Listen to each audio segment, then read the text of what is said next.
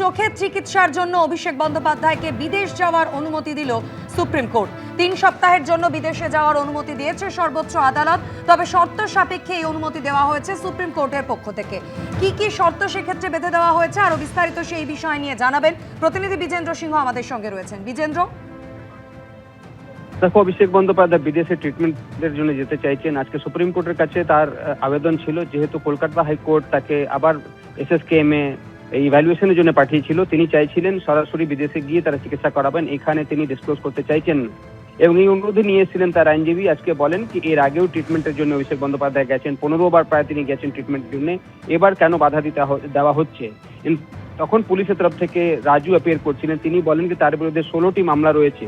একটা মামলা তারা এই মুহূর্তে তদন্ত করছেন এবং তারা আশঙ্কা করছেন কি বিদেশে গেলে সে পালিয়ে যাবেন, আসবেন না দেশে, এই আশঙ্কা রয়েছে। তাই তারা চাইছেন কি ভারতের মধ্যে আগে ঠিক হয়ে যাক, সিটি স্ক্যান বা MRI করে কি এখানে যদি ট্রিটমেন্ট না হয় সেক্ষেত্রে কোর্ট পরে কনসিডার করবে তাকে বিদেশে যাওয়ার অনুমতি দেবে কি দেবে না, এই কথা রাজু বলছিলেন।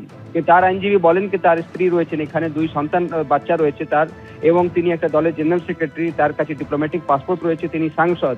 সেক্ষেত্রে কেন এই আশঙ্কা করা হচ্ছে কি তিনি পালিয়ে যাবেন, তিনি আর আসবেন না, এই আশঙ্কাটাও ভিত্তিহীন। কেন কি তিনি এর আগেও কয়েকবার ট্রিটমেন্টের জন্য বিদেশে গেছেন, তিনি ফিরে আসছেন।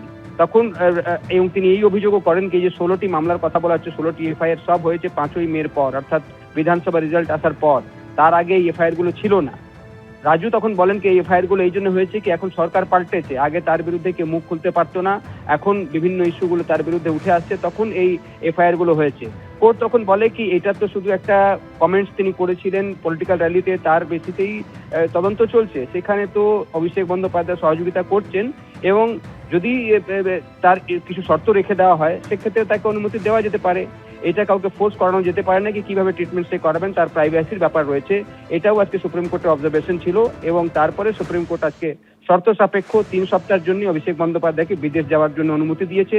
যে শর্তগুলো সুপ্রিম কোর্ট রেখেছে সেটাতে বলেছে যে 2 দিন আগে, অর্থাৎ যেদিন তিনি যাবেন তার 2 দিন আগে পুলিশকে তাকে জানাতে হবে যে কোন ফ্লাইটে কোন দেশে তিনি যাচ্ছেন এবং সেই দেশে তার ঠিকানা কি হবে, সেই দেশে কোন হাসপাতালে তিনি ট্রিটমেন্ট করাবেন সেটাও পুলিশকে জানাতে হবে। আসবেন তিনি কোন ফ্লাইটে এবং কখন তিনি ভারতে পৌঁছবেন, এই ডিটেলস গুলো তাকে পুলিশের কাছে শেয়ার করতে হবে 2 দিন আগে এবং তারপর তিনি বিদেশে যেতে পারবেন। এই শর্ত রেখেই আজকে সুপ্রিম কোর্ট 3 সপ্তাহের জন্য চোখের চিকিৎসার জন্য অভিষেক বন্দ্যোপাধ্যায়কে বিদেশে যাওয়ার জন্য অনুমতি দিয়েছে। ধন্যবাদ বিজেন্দ্র। ABP আনন্দ, এগিয়ে থাকে, এগিয়ে রাখে।